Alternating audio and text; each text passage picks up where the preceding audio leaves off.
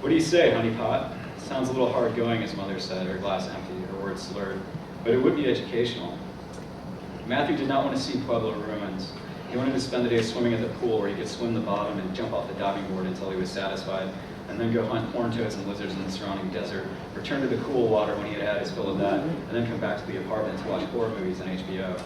He did not care about Indian ruins, especially those of Pueblos, who history books depicted as pudgy and as dull as his mirror reflection.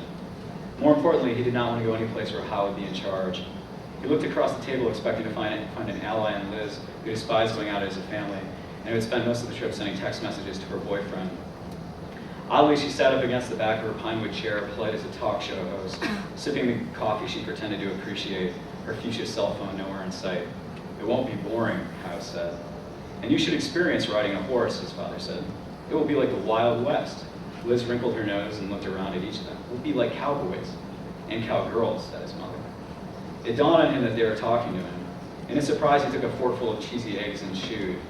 He was used to having no say in matters of where they went or what they did, to being told what kind of clothes to put on and when to go sit in the car. Deciding he must have entered an age when he was allowed an expansion of freedom, he reached out for his foggy glass of milk, looked into his father's eyes, and said, "I'll stay here." "Oh, really, Maddie?" his mother said. "Are you sure?" Liz said. "I'll take pictures. You'll see what you're missing." "You'll miss out, bud." "Don't pester him." His father leaned back to an eye, a green olive nestled in ice. In his eyes, it's his vacation too. They were still gone when the credits of the slasher movie rolled at 10:43. He sat in a big corduroy recliner, smelling warmly of chlorine, his hair and trunks dry, the cushion beneath him damp and warm.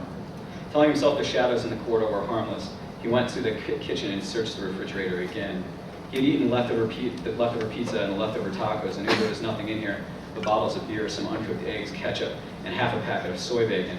But he looked anyway on the chance that as he peered into that cold white plastic wasteland, he would hear a car engine draw near outside, as so often on school day afternoons. They were not far, he knew. They had called 3 times from Hal's favorite Mexican restaurant in a town 20 miles away. In the background, he heard mariachi music under a steady rabble of voices and laughter, and from the way his mother butchered her sentences, he knew Liz would be driving a rented SUV. He made sure the deadbolt was thrown and took a beer. After some struggle with the opener, the lid popped off and disappeared forever behind the stove.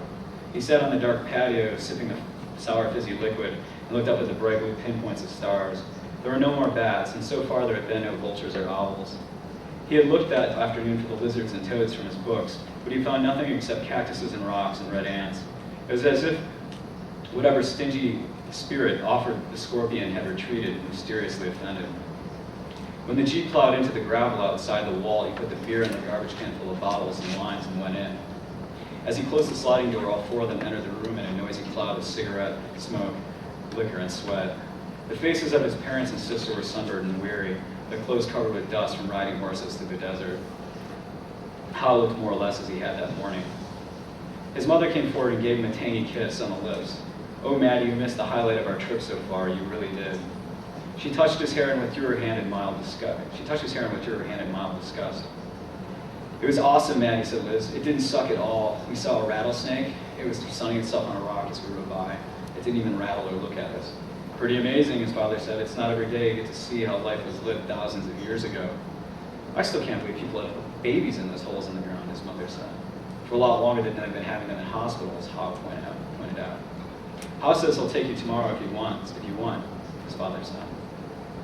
Hal stood leaning against the wall, smiling, it seemed, not at any one person, but at the room in general.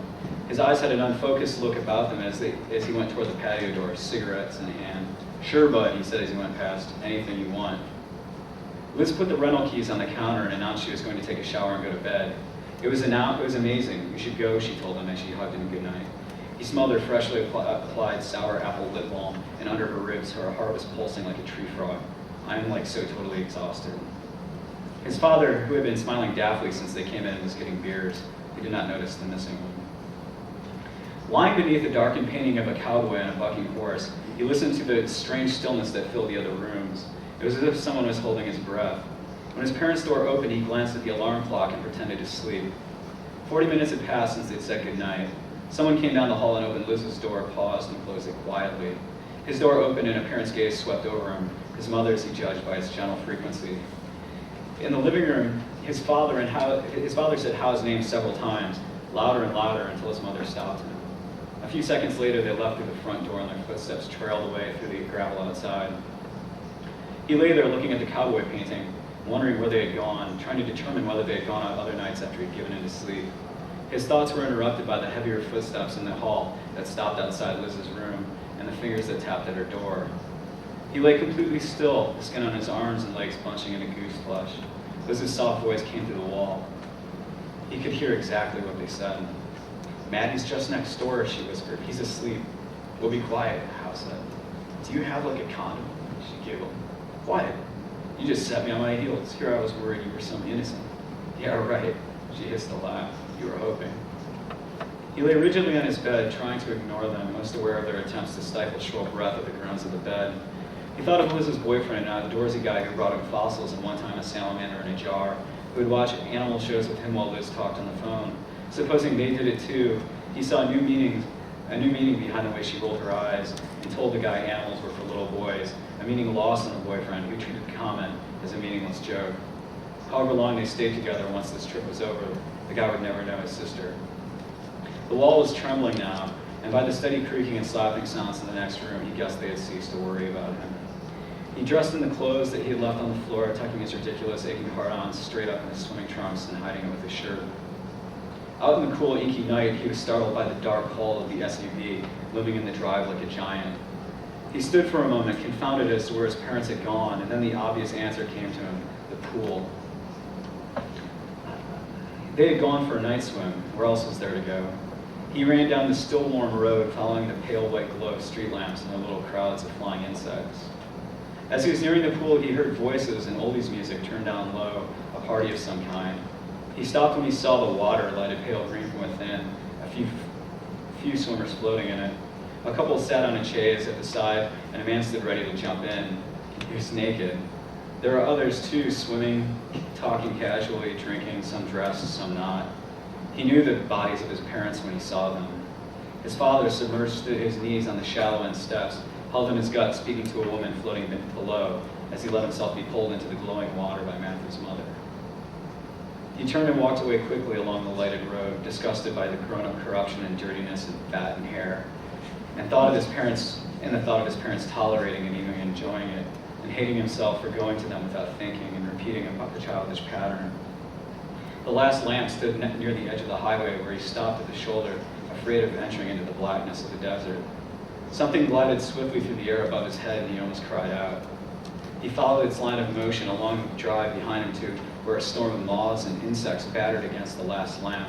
The shape emerged steadily from the darkness, a small bird with wide-arched wings that eclipsed the light, and circled back and returned for a second pass. It flew with its small, dappled head tilted, beak working, cutting bugs out of the air, as it had done each night of its life, eating in the dark, which was nothing more, after all, in the absence of light. There was nothing to fear in it. He would tell no one about this, not his parents or his sister, not even friends, when he returned to school next month. He started back. The night was quiet and still, each star a secret calling out to be discovered. He was in no hurry. In the morning, he would ask Hal to show him the ruins. They would ride out together on the shifting sands, saying little, in pursuit of a fluid horizon. They would walk in the houses of the dead.